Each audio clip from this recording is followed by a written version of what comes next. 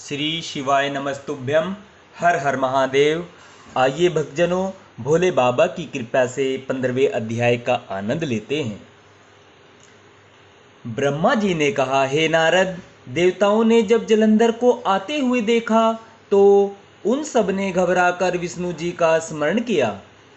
वे सब हाथ जोड़ नतमस्तक हो स्तुति करते हुए जय विष्णु कहने लगे तथा इस प्रकार बोले, हे विष्णु जी, आप प्रकट होकर दैत्यों का नाश करें।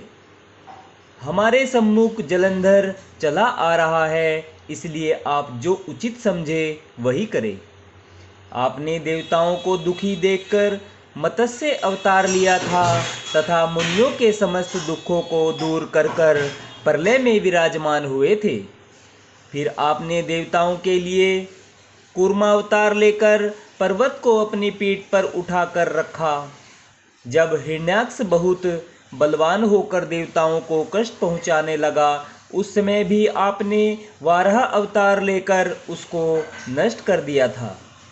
जब उसके भाई हिरण्यकशिपु ने प्रहलाद के साथ अन्याय किया, तब आपने नरसिंह का अवतार धारण कर उसका हृदय विदीर्ण किया था। आपने केवल देवताओं के कार्य को पूर्ण करने के लिए ही वामन अवतार लेकर बलि के साथ छल किया था तथा संपूर्ण पृथ्वी उससे निकालकर हम सबको दे दी थी।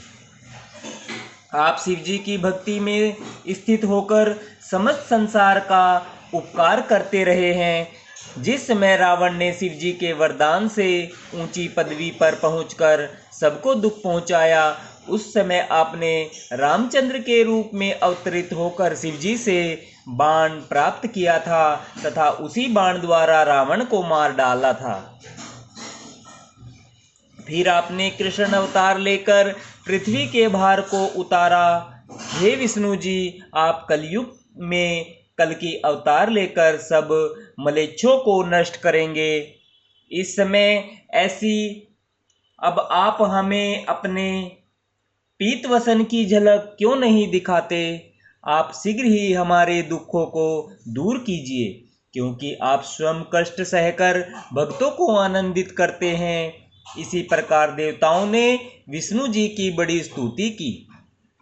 जो कोई इस स्तुति को सुनता है वह कभी कष्ट नहीं पाता। हे नारद, विष्णु जी ने देवताओं की ऐसी स्तुति सुनकर अब यह जाना कि देवताओं पर इस समय कुछ दुख पड़ा है, तो वे तुरंत उठकर गरुड़ पर आरूढ़ हुए। उस समय लक्ष्मी जी ने विष्णु जी की ऐसी शीघ्रता देखकर पूछा, हे नाथ, इस समय इतनी शीघ्रता से आप कहाँ जा रहे हैं?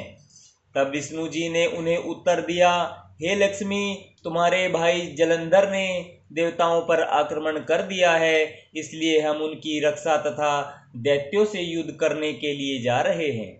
लक्ष्मी ने यह सुनकर जलंधर के प्रेम के कारण कहा, हे प्रभो, आप मेरे भाई जलंधर को किस प्रकार मारेंगे? विष्णु जी ने कहा, जलंधर बहुत बलवान एवं पराक्रमी है, वह हमारे मारने से नहीं मरेगा।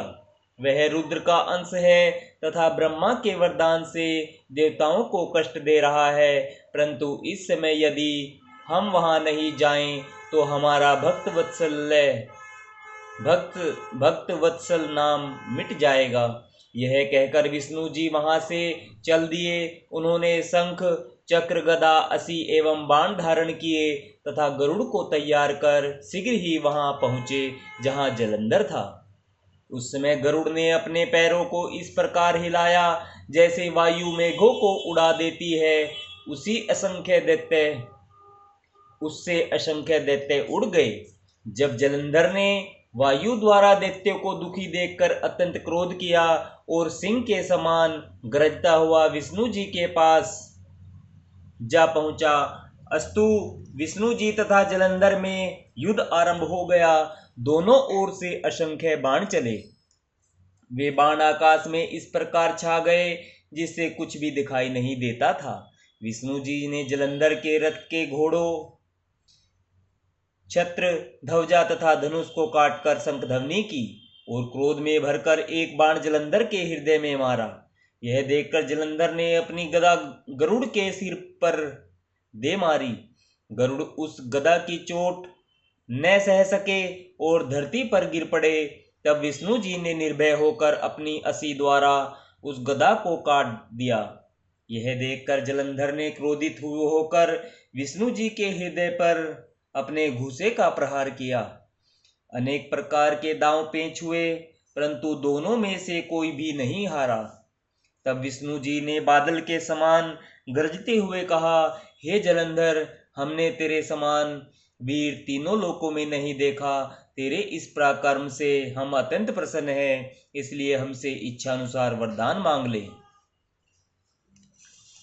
हे नारद, राजनीति का यही मुख्य तात्पर्य है कि किसी भी युक्ति से अपना मनोरथ पूर्ण किया जाए। अस्तु, जलंधर यह सुनकर विष्णु जी से बोला, हे विष्णु, मैं आपसे यही वरदान मांगता हूँ कि आप मेरी बहन लक्ष्मी सहित मेरे घर में आकर रहे। इसी प्रकार समस्त देवता भी मेरे अधीन होकर मेरे घर में वास करें। जलंधर का यह वर मांगना सुनकर विष्णु जी अत्यंत दुखी हुए तथा उसका कहना मानकर लक्ष्मी सहित उसके घर में निवास करने लगे। श्री शिवाय नमस्तुभ्यम। हर हर महादेव भक्तजनों।